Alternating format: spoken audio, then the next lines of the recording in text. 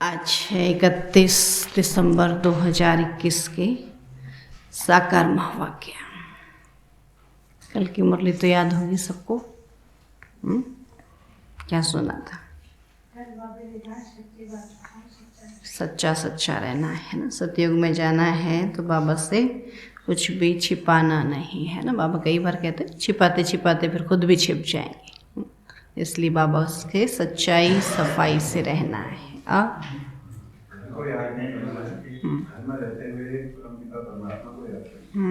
घर ब्रह्म तत्व है, ब्रह्म को नहीं बल्कि वहाँ रहने वाले शिव बाबा को।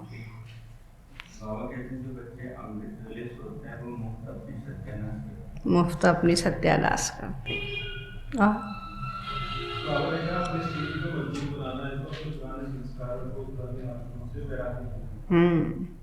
पुरानी बातें, पुरानी आदतें, पुराने संस्कारों से वैराग्य लाएंगे, तब जाकर बाबा कहते क्या होंगे।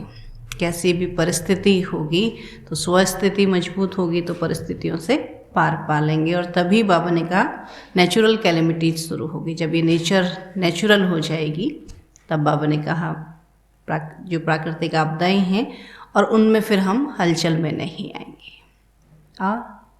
कर्मातीत अवस्था में बाबा ने कहा कि घबराएंगे नहीं, कर्मातीत अवस्था के अनुभव होगा, विघ्नों से माया से माया विघ्न आए डालेगी लेकिन घबराएंगे नहीं। ये कर्मातीत स्थिति की निशानी होगी।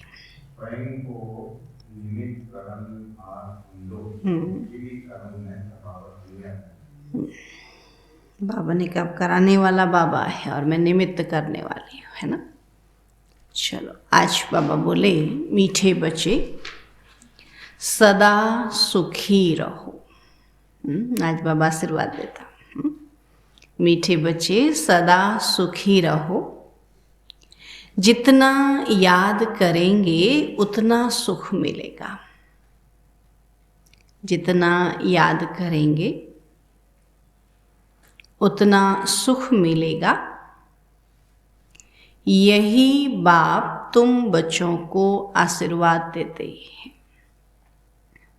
यही बाप तुम बच्चों को आशीर्वाद देते हैं ना। अपने सर पर आपे ही आशीर्वाद रखना है ना। याद करेंगे तो सुख मिलेगा। प्रश्न है संगम युग पर तुम बच्चे ऐसा कौन सा शुभ कार्य करते हो जो सारे कल्प में नहीं होता। संगम युग पर तुम बच्चे ऐसा कौन सा शुभ कार्य करते हो जो सारे कल्प में नहीं होता। उत्तर है पवित्र बनना और बनाना, है ना। बाबा कहते सतयुग में तो होंगे ही पवित्र, कलयुग में पवित्र बनना मेहनत समझते, लेकिन संगम पर ही खुद भी पवित्र बनते और दूसरों को भी प्रेरित करते ना। तो पवित्र बनना और बनाना सबसे शुभ कार्य है। पवित्र बनने से तुम पवित्र दुनिया के मालिक बन जाते हो। दुनिया में तो सब एक दूसरे को अपवित्र बनाते ना, लेकिन बाबा कहते तुम खुद भी पवित्र बनते हो और दूसरों को भी पवित्र बनाते, तो ये सबसे शुभ कार्य है।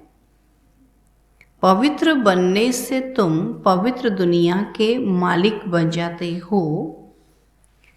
पवित्र बनने की युक्ति बाप ने बताई है।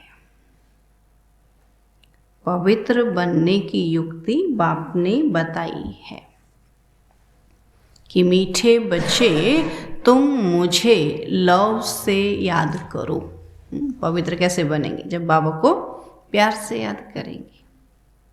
कि मीठे बच्चे तुम मुझे लव से याद करो, देही अभिमानी बनो। देही अभिमानी बनो। ऐसी युक्ति सबको सुनाते रहो। ऐसी युक्ति सबको सुनाते रहो। गीत है किसने यह सब खेल रचाया, सब कुछ करके अपने आप छिपाया। ओम शांति। शिव बाबा बैठ करके अपने बच्चों को शालिग्रामों को समझाते हैं। शिव बाबा को तो सब जानते ही हैं, यह भी जानते हैं कि शिव बाबा को अपना शरीर नहीं है ना। ब्रह्मा तन में आया है, उनको अपना शरीर नहीं है, तो शिव की प्रतिमा तो एक ही है, इसमें कोई फर्क नहीं आता है ना। कहीं भी देखिए शिवलिंग बना है, कोई फर्क है? बाबा कहते इसमें कोई फर्क नहीं आता, उनको दिखाते ही हैं लिंग के समान। जैसे मनुष्य हैं तो मनुष्य में कोई फर्क नहीं पड़ सकता, वही आंखें हैं, वही नाक है ना, वही कान है, कोई अलग थोड़ी है। बाबा कहते मनुष्य हैं तो मनुष्य में कोई फर्क नहीं पड़ सकता, आंख नाक कान सबको दो है। आत्मा कोई छिपी हुई चीज नहीं है। सुना आज क्या कहता बाबा? आत्मा कोई छिपी हुई चीज नहीं है। जैसे मनुष्यों की देवताओं की पूजा होती है, वैसे आत्माओं और परमात्मा की भी पूजा होती है ना। शिव के साथ शालिग्राम की पूजा करते ना। तो शिव के मंदिर में जाओ तो ढेर छोटे छोटे शालिग्राम रखे हुए हैं ना। शिव का मंदिर अंदर होता, शिवलिंग अंदर होता है, तो उसके सामने शालिग्राम रखे होते हैं। क्या कहते हैं उसको? शिव के गण पूछते थे ना, ये क्यों रखे हैं? पूजा करके आते थे, फिर बाहर उनकी पूजा करते थे, तो कई बार पूछते थे ये किस लिए रखे हैं? तब बाबा कहते अंदर में शिव, बाहर में शालिग्राम। जिनकी पूजा होती है तो मनुष्यों की दो प्रकार की पूजा होती है, एक तो विकारियों की और दूसरी निर्विकारियों की। उसको कहा जाता है भूत पूजा, है ना। विकारी पूजा को भूत पूजा, क्योंकि यहाँ तो शरीर कोई का भी पवित्र है ही नहीं। हाँ, बैठ करके शरीरों की आरती उतारेंगे तो क्या कहेंगे? हाँ, बाबा कहते इसको भूत पूजा। 5 तत्वों का बना हुआ है, मिट्टी का बना हुआ पुतला है। मूर्तियाँ बनाते हैं तो भी मिट्टी और पानी मिलाते हैं, नहीं, तत्वों से ही तो बना ना। तो मिट्टी और पानी मिलाते हैं, फिर उसको सुखाने के लिए धूप चाहिए। धूप भी आग का अंश है, तो 3 तत्व तो उसमें भी हो गए ना, मूर्ति में भी। तो आगे धूप से आग जलाते थे, खुद भी करते थे ना। साइंस में एक लेंस मिलता था, क्या करते थे? आग लगा देते थे ना, उसको एकाग्र करके खूब उल्टे काम करते थे। कभी किसी को जलाते थे, हाथ पैर जला देते थे ना। तो पहले से आग ही बाबा कहते सूर्य से जलाते थे। तो बच्चों को यह पता है कि निराकार की भी पूजा होती है और साकार देवताओं की भी होती है, तो मनुष्यों की भी होती है। साकार आकार निराकार सबकी पूजा होती है ना। तो देवता हैं पवित्र और यहाँ अपवित्र हैं। बाकी पूजा तो भूतों अर्थात 5 तत्वों की ही होती है। आत्मा क्या चीज है यह मनुष्य नहीं जानते, पूजा करते हैं लेकिन जानते नहीं, है ना। कहा जाता है रियलाइज योर सेल्फ। बाबा कहते अपने को रियलाइज करो, महसूस करो। आत्मा को महसूस करना है ना, कि मैं शरीर नहीं, मैं आत्मा। आत्मा को रियलाइज करो, आत्मा है बिंदी समान। कईयों ने साक्षात्कार भी किया है, वर्णन करते हैं छोटी सी लाइट उनसे निकल हमारे में प्रवेश हो गई, है ना। विवेकानंद जी ने कहा ना कि गुरु की आत्मा निकल कर मेरे में प्रवेश हो गई। अच्छा, इससे फायदा तो कुछ भी नहीं हुआ। नारद और मीरा भक्ति में तीखे गाए जाते हैं, बल साक्षात्कार होते हैं, परंतु सीढ़ी तो नीचे उतरनी होती है। फायदा अल्पकाल के लिए होता है ना, जितनी देर देखा उतनी देर खुश हो जाती है आत्मा, बाकी बाबा कहते मिलता तो कुछ नहीं है। अभी तुम बच्चे आत्म अभिमानी बने हो, मैं आत्मा हूँ। बाबा कहते ये भी एक नशा है, शुद्ध नशा। जानते हो आगे हम देह अभिमानी थे, वो है अशुद्ध नशा, है ना। देह का अभिमान रखना, क्योंकि अभी देह गई सब खत्म, और आत्मा तो अविनाशी है। तो अब यह है नई बातें आत्मा पढ़ रही है। यह तो एकदम पक्का कर देना चाहिए कि शिव बाबा हमको पढ़ाते हैं, और यह तो पहला पक्का निश्चय हो जाए कि हमको पढ़ाने वाला कोई देहधारी नहीं, स्वयं निराकार भगवान है। तो आत्म अभिमानी बनना है। ये पक्का कब होगा? जब अपने को आत्मा समझेंगे। आधा कल्प आत्म अभिमानी बनते हैं, और फिर आधा कल्प देह अभिमानी बनते हैं। सतयुग त्रेता बाबा कहते आत्म अभिमानी होंगे, और द्वापर कलयुग देह अभिमानी हो जाएंगे। तो सतयुग में आत्मा को शुद्ध अभिमान नहीं है कि हम परमात्मा को जानते हैं। वहाँ ये याद है कि मैं आत्मा हूँ, ये चोला बदली करना है, पाठ बजाने आए हैं, बाकी ये परमात्मा ने मुझे आत्मा को ज्ञान दिया, मैं परमात्मा की संतान हूँ, ये नॉलेज नहीं है। बाबा कहते ये शुद्ध अभिमान नहीं है कि हम परमात्मा को जानते हैं। तो शुद्ध अभिमान और अशुद्ध अभिमान होता है ना। बाकी शुद्ध अभिमान और अशुद्ध अभिमान होता है ना, तो कर्तव्य भी शुभ और अशुभ होते हैं।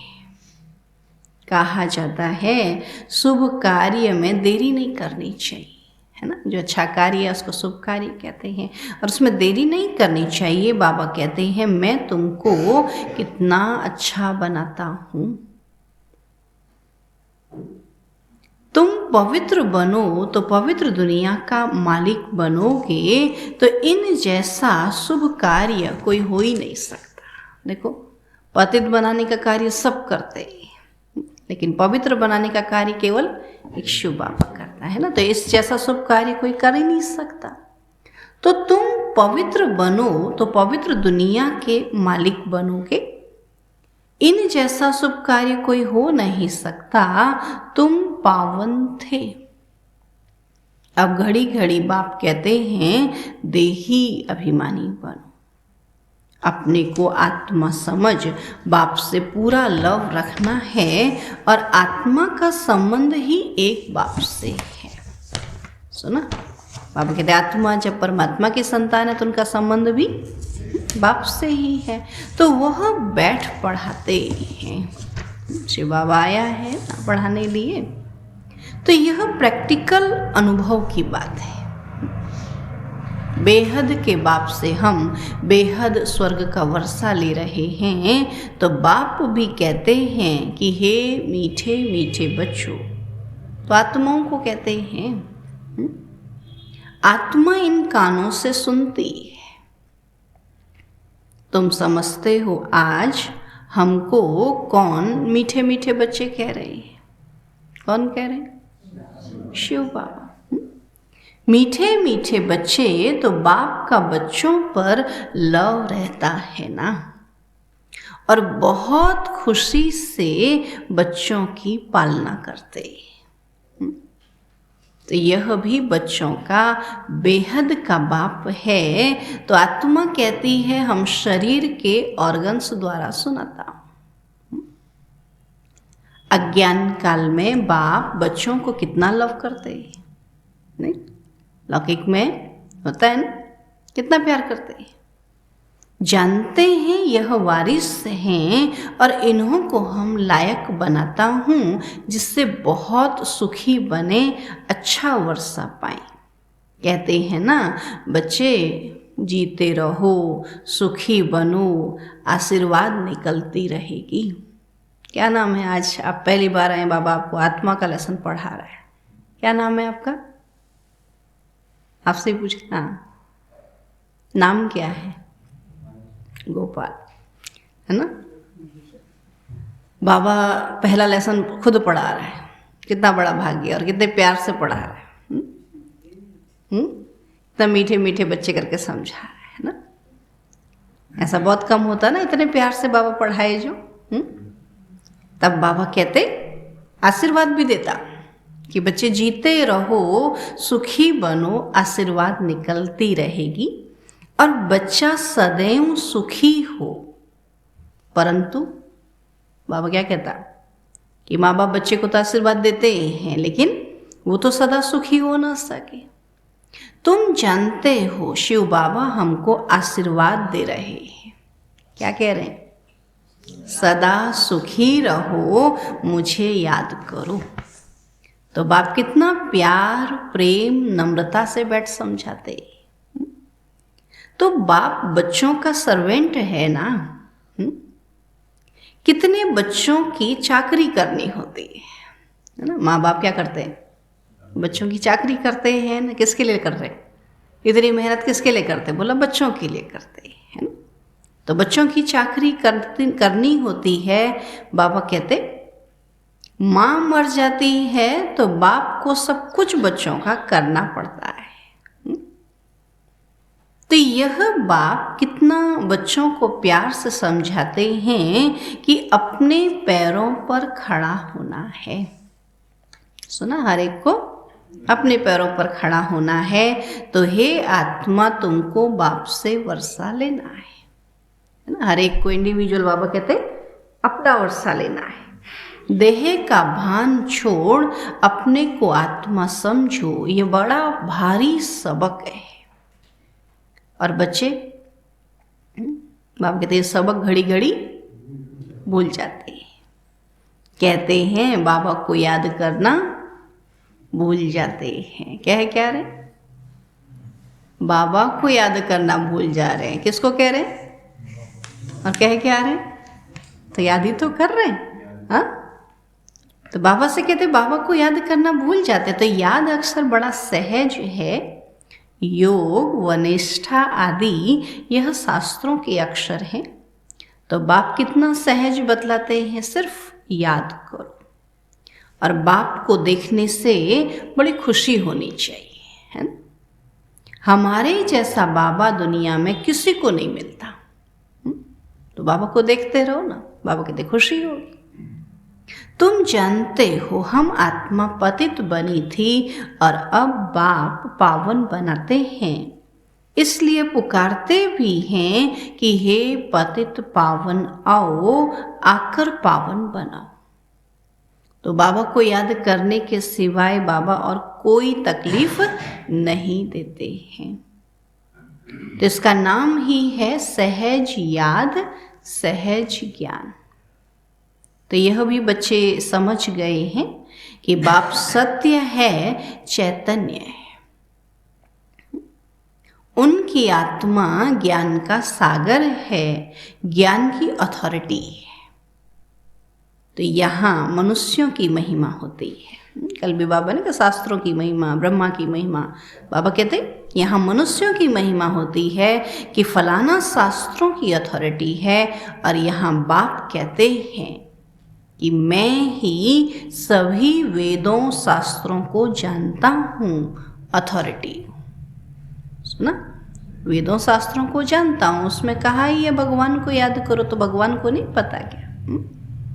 भक्ति मार्ग में चित्र भी दिखाते हैं कि विष्णु की नाभि से ब्रह्मा निकला, उनको फिर शास्त्र दिए, ब्रह्मा को फिर शास्त्र दिए हैं। और ब्रह्मा द्वारा सब वेदों शास्त्रों का सार समझाते हैं। बाबा आया ना ब्रह्मा तन में, तो सब वेदों शास्त्रों का सार समझाते हैं। तो बाप सभी बातें अच्छी रीति बैठ समझाते हैं। अब ब्रह्मा तो है सूक्ष्म वतन में, भगवान हो गया मूल वतन में। सुना, भगवान ऊपर मूल वतन में और नीचे सूक्ष्म वतन में ब्रह्मा। अब सूक्ष्म वतन में किसको ज्ञान सुनाएंगे? फिर दोनों मिलके नीचे आते हैं और यहाँ आकर बच्चों को ज्ञान सुनाते हैं, है ना। तो सूक्ष्म वतन में किसको ज्ञान सुनाएंगे? जरूर यहाँ आकर सुनाएंगे ना। तो ये बड़ी समझने की बातें हैं। दोनों को पढ़ाने के लिए नीचे आना होता है ना। तो ब्रह्मा द्वारा सब शास्त्रों का सार भगवान कहाँ सुनाएंगे? अब सुनाने की बात तो यहाँ होती है। अभी तुम प्रैक्टिकल में जानते हो कि कैसे भगवान आकर ब्रह्मा द्वारा हमें सुनाते हैं। तो बच्चों को तो अथाह खुशी होनी चाहिए कि देखो भगवान इतनी दूर से हमारे लिए आया है ज्ञान सुनाने लिए, है ना। तो अथाह खुशी होनी चाहिए। मनुष्य 5-10 लाख कमाते हैं, कितना खुशी होती है। और यहाँ बाप बैठ तुम्हारा खजाना भर देते हैं, नहीं, स्थूल खजाने की बात नहीं, बुद्धि रूपी झोली भर देते हैं ना। बुद्धि भरपूर होगी तो वो खजाना तो अपने आप भरपूर हो जाता है। कहते हैं मुझे याद करो तो तुम सोने जैसा बन जाएंगे। यह भारत सोने की चिड़िया बन जाएगा। तो जानते हो बाबा मूल वतन से आकर ब्रह्मा द्वारा हमको शास्त्रों का सार समझा रहे हैं, सब राज समझाते हैं। उस योग तप दान पुण्य आदि से मुक्ति तो कोई नहीं पाता है ना। भक्ति में जो योग करते हैं, तप करते हैं, दान पुण्य, उससे तो कोई मुक्ति को नहीं पाता है। मनुष्य समझते हैं इन सब रास्तों से हम मुक्ति में जाते हैं। अगर ऐसा होता तो फिर पतित पावन बाप को आने की क्या दरकार है, फिर तो सब चले गए होते। नहीं, बाबा कहते देने वाला तो बाबा है, और जब तक वो आए ना देवे ना तब तक कोई वापस जाए कैसे, है ना। बाबा कहते मैं आता हूँ, सबको रास्ता बताता हूँ, फिर अपने साथ सबको लेकर जाता हूँ। तो दुनिया में मनुष्यों की अनेक मत है, और अब बच्चों को बाप ने समझाया है कि वापस कोई भी जा नहीं सकते ना। जब तक बाबा से फल न ले ले तब तक कोई भी वापस नहीं जा सकते। बाबा कहते हैं मैं इन द्वारा सब वेदों शास्त्रों का सार समझाता हूँ, और इसने भी बहुत गुरु किए हैं, पढ़ा लिखा है। तो बाबा कहते हैं इन सबको भूल जाओ, जो भी भक्ति मार्ग में सुना पढ़ा लिखा वो सब भूल जाओ। अभी जो शिव बाबा सुनाता वो याद रखो। पतित पावन तो परम पिता परमात्मा को ही कहेंगे, और वह मनुष्य सृष्टि का बीज रूप वृक्षपति चैतन्य है। आत्माएं सब चैतन्य हैं। तो तुम जानते हो हम मूल वतन में जाकर फिर आएंगे पाट बजाने, है ना। पहले घर जाएंगे मूल वतन, फिर सतयुग में आएंगे पाट बजाने। आधा कल्प सुख का पाट बजाएंगे तो सारा मदार पढ़ाई पर है। आधा कल्प सुख में जाने के लिए भी क्या करनी पड़ी, फिर पढ़ाई करनी पड़ी। जितना पढ़ेंगे उतना ऊंच पद पाएंगे, है ना। जैसे इस दुनिया में भी जितना पढ़ते हैं तो उतना ऊंच पद पाते, तो यहाँ भी बाबा कहते जितना पढ़ेंगे उतना ऊंच पद पाएंगे। और यह पढ़ाई बहुत ऊंची है। एम ऑब्जेक्ट ही है नर से नारायण बनना, मनुष्य से देवता बनने की। और जब आदि सनातन देवी देवता धर्म है तब कोई हिंसा होती नहीं, है ना। देवताएं कोई हिंसा नहीं करते, वहाँ विकार की बात होती नहीं, न कोई लड़ाई झगड़ा होता है। तभी तुम समझते हो कि जब अनेक धर्म हैं तो भाषाएं भी अनेक हैं। सबकी एक भाषा हो नहीं सकती है। अगर एक हो जाए तो कौन सी हो जाए, फिर सब कहेंगे मेरी हो जाए मेरी हो जाए, फिर तो अनेक बाबा कहते वहीं के वहीं रहेंगे। तो सबकी एक भाषा हो नहीं सकती। तो अब अद्वैत धर्म तुम्हारा स्थापन हो रहा है। अद्वैत व देवता एक अक्षर हो जाता है। अद्वैत माना जहाँ दूसरा नहीं है, और वो तो दैवी दुनिया में था। तो देवता या अद्वैत कहें या देवता कहें एक ही बात हो जाती है। अभी तुम देवता धर्म के बन रहे हो, तो गीत भी है ना कि बाबा हम आपसे 21 जन्मों के लिए सारे विश्व की बादशाही लेते हैं। वहाँ ऐसे कोई नहीं कहेंगे कि यह हमारी स्पेस है। यहाँ तो झगड़ा होता है, ये मेरी जगह है ये मेरी जगह है। सतयुग में ऐसे नहीं कहते। यहाँ तो ये कहते बाबा कहते वहाँ ऐसे कोई नहीं कहेंगे कि हमारी स्पेस है, यहाँ से तुम पास नहीं करो, यहाँ से मत जाओ। यहाँ तो कहते हैं ना ये मेरी जगह, यहाँ से मत जाओ। यहाँ तो एक दूसरे को डराते रहते, बैठे बैठे लड़ने झगड़ने का भूत आ बैठा है। अब तुम बच्चे जानते हो हम श्रीमत पर अपनी राजधानी स्थापन कर रहे हैं, हम विश्व के मालिक बनते हैं, हम विश्व के मालिक बनते हैं और हम होंगे भारत में ही, दिल्ली के आसपास ही नदियों पर होंगे, है ना बाबा के, नदियों के किनारे रहेंगे। वहाँ सदैव बहारी मौसम होती है और सब सुखी रहते हैं। प्रकृति भी सतो प्रधान होती है ना, नदियों के किनारे जो भी गांव बसे कितने अच्छे लगते हैं। बाबा कहते तो ऐसे ही सतयुग में सब नदियों के किनारे होंगे।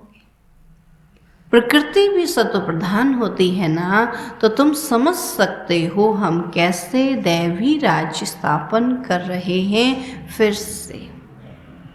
तो बच्चों को बाप की याद में बड़ा खुशी में रहना चाहिए, निरंतर याद करो और कोई तकलीफ नहीं दी जाती है ना।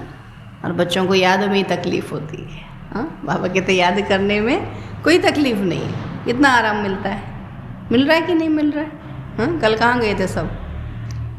सब आराम करने लगे। आराम मिलता है या योग में नहीं? थोड़ी देर ऐसे भी करते, थोड़ी देर ऐसे भी करते, फिर याद भी करते, आराम ही तो मिलता। घर में बैठते हैं, क्या कहते हैं, योग की जैसी नींद कहीं नहीं है। 5 मिनट आती भले, 5 घंटे जैसा फ्रेश हो जाते हैं और फिर बाबा को याद करने लगते हैं। तब बाबा क्या कहता है, योग में कोई तकलीफ थोड़ी है, आराम ही तो मिलता है। तो बच्चों की बाप की याद में बड़ा खुशी में रहना चाहिए, निरंतर याद करो और कोई तकलीफ नहीं दी जाती, इसमें ही मेहनत है। फिर अपने को जगा के भी रखना है ना। घड़ी घड़ी बाप की याद भूल जाती है, देह अभिमान में आने से उल्टा काम कर लेते हैं। पहला विकार है ही देह अभिमान का। सुना, देह अभिमान आता तो बाकी सारे विकार आते हैं, है ना। तो पहला विकार है ही देह अभिमान का, और यह तुम्हारा बड़ा दुश्मन है। देही अभिमानी न होने के कारण फिर काम आदि विकार डस लेते हैं, और बच्चे भी समझते हैं कि मंजिल ऊंची है, पवित्र भी रहना है। तो तुम हो सच्चे सच्चे ब्राह्मण, करोड़ों को भूं भूं करते रहो। 1-2 को नहीं कह रहा आज बाबा, करोड़ों को। कछुए का मिसाल भी यहाँ तुमसे लगता है ना। कछुए के समान बाबा कहते कार्य व्यवहार में जाओ, और जब एकांत में हो तो अपने को संकीर्ण कर लो। तो कछुए का मिसाल भी यहाँ तुमसे लगता है। तो बाप समझाते हैं, भल तुम अपना कामकाज आदि करो, ऑफिस में बैठो, देखो कोई ग्राहक नहीं है तो याद में बैठ जाओ, साथ में चित्र रखे हों, फिर तुमको आदत पड़ जाएगी, है ना। बाबा का चित्र लगा होगा तो फिर आदत पड़ जाएगी याद करने की। कि हम बाबा की याद में बैठ जाते हैं तो युक्तियाँ तो बाबा अनेक प्रकार की बतलाते हैं। भक्ति मार्ग में चित्र को याद करते हैं, और ज्ञान मार्ग में चित्र से बाबा को याद करते हैं। चित्र को थोड़ी याद करते हैं, चित्र को देख करके किसको याद करते हैं? बाबा को याद। बाबा कहाँ है? परम धाम में, तो बुद्धि तो वहाँ जाती है। भक्ति मार्ग में तो केवल चित्र को याद करते हैं। यहाँ यह है फिर विचित्र की याद। यह नई बात है ना। अपने को आत्मा समझ और बाप को याद करो, और नई बात होने के कारण मेहनत लगती है, तो इसमें प्रैक्टिस करनी होती है ना। दुनिया में भी देखो, जिस सब्जेक्ट में कमज़ोर होते हैं तो उसमें एक्स्ट्रा पढ़ाई करते हैं, एक्स्ट्रा क्लास लेते हैं। तो बाबा कहते हैं यहाँ भी क्या करो, फिर एक्स्ट्रा मेहनत करो, अपने ऊपर प्रैक्टिस करो। ज्ञान तो मिल गया है और यह भी समझाया है कि विष्णु से ब्रह्मा कैसे बनते हैं। विष्णु अर्थात लक्ष्मी नारायण के 84 जन्मों के बाद वही ब्रह्मा सरस्वती बनते हैं। तो यह बातें और कोई शास्त्रों में नहीं है। ऐसे नहीं कि विष्णु की नाभि से कोई ब्रह्मा निकलता है। बाबा कहते नहीं, हाँ ब्रह्मा ही विष्णु बनते, विष्णु ही ब्रह्मा बनते, बाकी ऐसे नाभि से निकलते हैं की बात नहीं है। बाबा कहते हैं मैं तुम बच्चों को स्वदर्शन चक्रधारी बनाता हूँ। उसका अर्थ भी तुम जानते हो, स्वयं को जानते हो कैसे हमने 84 जन्म लिए। तो यह तुम्हारे अक्षर ही ऐसे गुप्त हैं जो कोई कॉपी कर न सके। आजकल कॉपी भी करते हैं ना, नकल करते हैं ना, लेकिन यहाँ नकल करने के लिए भी फिर अकल चाहिए, है ना। सफ़ेद पोषधारी भी बहुत बनते हैं, रीस करते हैं। जैसे बाबा ने ड्रेस पहनी तो ऐसे सब बन जाते हैं। इसमें कोई कॉपी कर ना सके, क्योंकि ब्रह्मा बाबा जैसा बनेंगे, शिव बाबा जैसा तो बाबा कहते कोई होता ही नहीं है, तो वो तो समझ ही नहीं पाते ना हम किसको याद करते हैं, केवल ब्रह्मा बाबा को कॉपी करते हैं। ऐसे कितने भगवान बन गए ना, फिर अपने को भगवान कहलाने लगे। तब बाबा कहते इसमें कोई कॉपी कर न सके। तो अभी तुम बच्चे समझते हो, जो हम बाबा से रोज सम्मुख बैठ सुनते हैं, बाहर में भी बच्चे समझते होंगे कि मधुबन में शिव बाबा ब्रह्मा द्वारा मुरली चलाते हैं। तो आत्मा ही बाप को याद करती है और याद से विकर्म विनाश होंगे, क्योंकि जब से विकारी बने हैं, पाप करते ही आए हैं, तो जन्म जन्मांतर का सिर पर बोझा है ना। हर जन्म में बाबा कहते विकर्म किया, कुछ तो ठीक कर दिए, कुछ तो भोग लिए, लेकिन थोड़ा थोड़ा बच जाते हैं तो क्या हो जाता है, फिर वो बोझा बन जाता है ना। जैसे किसी का उधार थोड़ा थोड़ा बच जाए तो उस ब्याज पर ब्याज चढ़ता जाता है ना। तो ऐसे बाबा कहते हैं हमारे विकर्मों का क्या है, फिर अभी बोझा है ना, इतना ब्याज होगा ना, 63 जन्मों के थोड़े थोड़े भी विकर्म बचे होंगे तो इस समय सब भोगने पड़ेंगे। तो सर पर बोझा है, तमो प्रधान बनते जाते हैं, और तमो प्रधान बनने में आधा कल्प लगा है। सतो रजो तमो बनते आत्मा मैली होती है ना खाद पड़ने से, तो यह खाद जरूर निकालनी चाहिए। सुना बाबा कहते आत्मा में जो खाद पड़ी है 5 विकारों की, तो वह खाद जरूर निकालनी चाहिए, नहीं तो बाप की याद के सिवाय आत्मा उड़ नहीं सकती है। अगर हम याद नहीं करेंगे तो बाबा कहते उड़ नहीं सकते। माया रावण सबके पंख काट देती है, तो यह भी समझ की बात है। मोक्ष आदि तो किसी को भी मिलता ही नहीं। बुलाते हैं हम पतितों को आकर पावन बनाओ, बस इसमें और कोई बात ही नहीं है।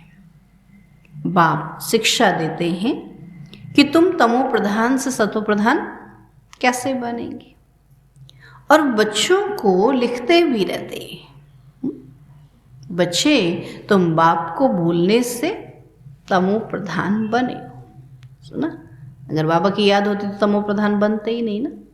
बाबा कहते भूलने से तमो प्रधान बने हो, और अब बाबा को याद करो तो सतो प्रधान बनेंगे।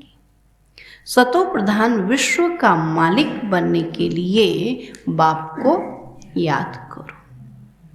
तो तुम्हारी आत्मा में 84 जन्मों का ज्ञान है और 84 का चक्र पूरा किया है।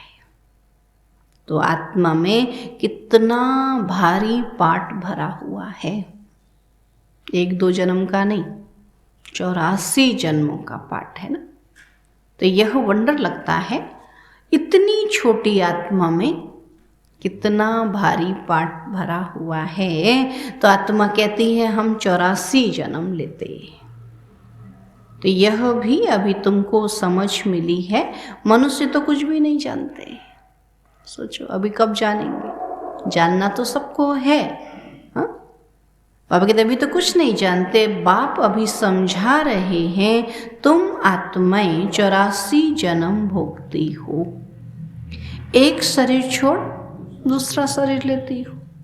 पुनर्जन्म लेते लेते सीढ़ी नीचे उतरते आए हो और अभी फिर सतो प्रधान बनकर राज्य करना है।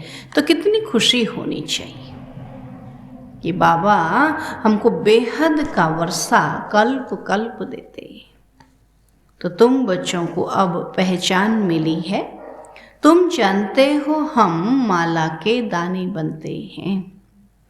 सुना, बाबा की माला के दानी बनते हैं जो फिर नंबरवार राज्य करेंगे। अभी बाबा के साथ में जाएंगे, फिर सतयुग में नंबरवार जाएंगे। तो वहाँ की राजधानी की जो रस्म रिवाज होगी वही फिर रिपीट होगी। उनके लिए फालतू ख्यालात करने की दरकार ही नहीं है ना। कई लोग बोलते सतयुग में क्या होगा, कैसे रहेंगे, क्या खाएंगे, क्या पिएंगे, कैसे खेलेंगे। बाबा कहते उसमें अपनी बुद्धि नहीं चलानी, अपनी बुद्धि याद में रखनी है ना। बाबा कहते उसमें फालतू ख्यालात चलाने की दरकार नहीं है। यह कैसे होगा, क्या होगा, जैसे राज्य किया होगा वैसे ही करेंगे।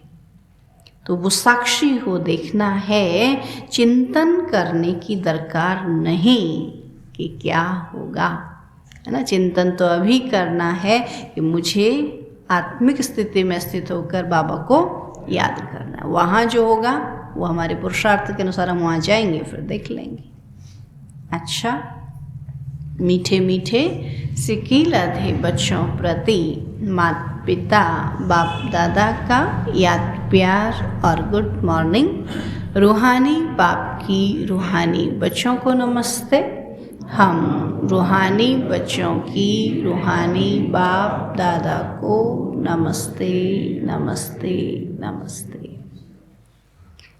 धारणा के लिए मुख्य सार है, शुभ कार्य में देरी नहीं करनी है। शुभ कार्य में देरी नहीं करनी है। पवित्र बन बाप से पूरा वर्षा लेना है। पवित्र बन बाप से पूरा वर्षा लेना है। अपने को लायक बनाकर,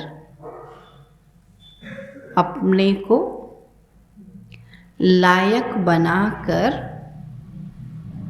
अपने पैरों पर खड़ा होना है। सुना, आप कहते अपने को लायक बनाकर अपने पैरों पर खड़ा होना है। एक बाप से पूरा लव रखना है। एक बाप से पूरा लव रखना है।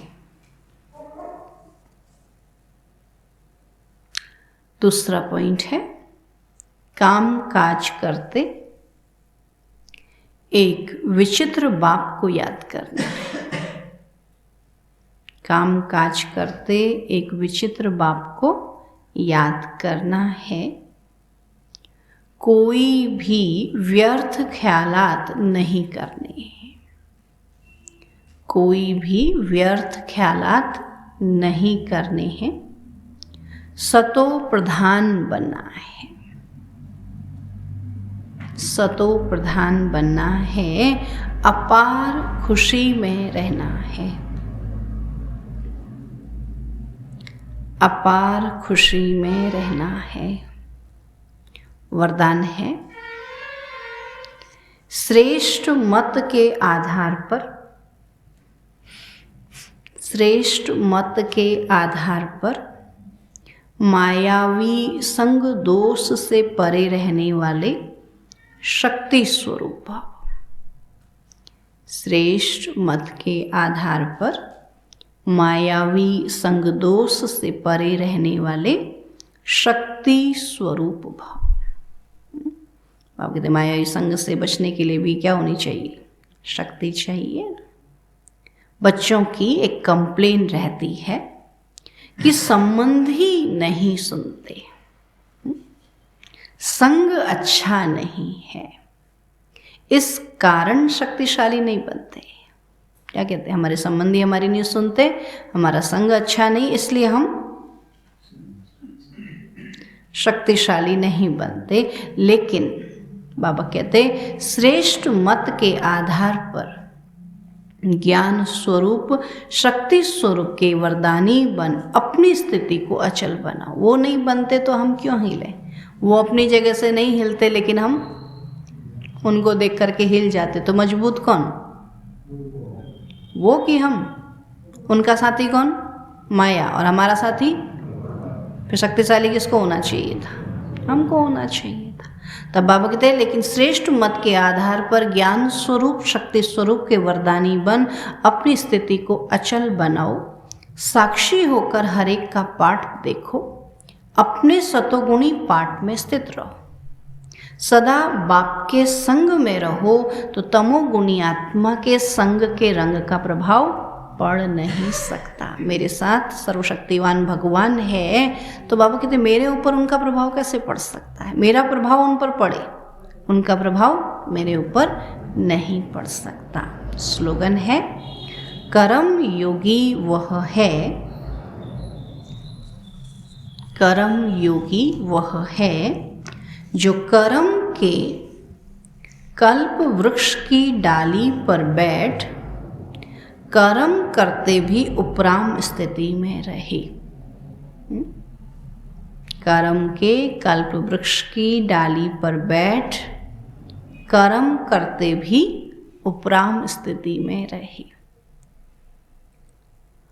है ना। कर्म योगी माना ये नहीं कि कर्म ही याद रहे, कर्म करे लेकिन उपराम स्थिति में रहकर करे ना। कल बाबा ने कर्मातीत कहा, आज बाबा कहता कर्म योगी वो जो कर्म की कल्प वृक्ष की डाली पर बैठ करके कर्म करे लेकिन उपराम रहे।